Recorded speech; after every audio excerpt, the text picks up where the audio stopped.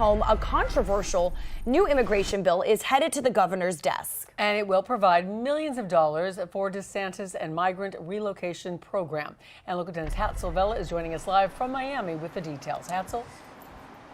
Christy, Janice, ever since this bill was filed, it was deeply concerning for folks in the immigrant community as well as religious groups because of what it said. But now they're telling me that wording has changed.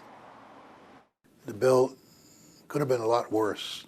Archbishop Thomas Wensky has been vocal in his opposition to the state's immigration bill headed to the governor's desk now. Unfortunately, it still has some teeth.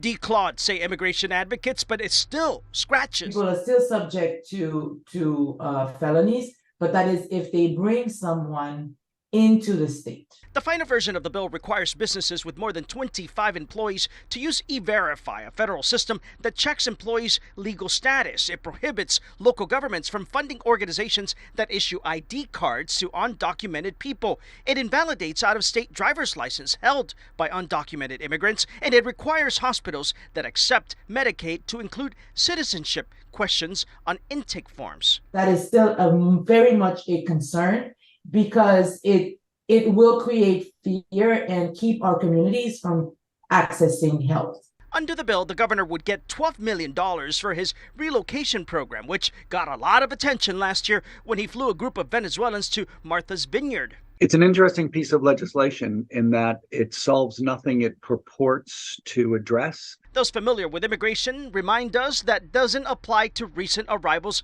to Florida, like people from Cuba, Venezuela, and Nicaragua. So the only people this bill seeks to address are people who have not been inspected by the federal government. Everyone at the border has been inspected and released to pursue an asylum claim. Back to Wensky, who says he understands the frustration over the broken federal immigration system. I can sympathize with that frustration, but the answer is not taking it out on the immigrants themselves.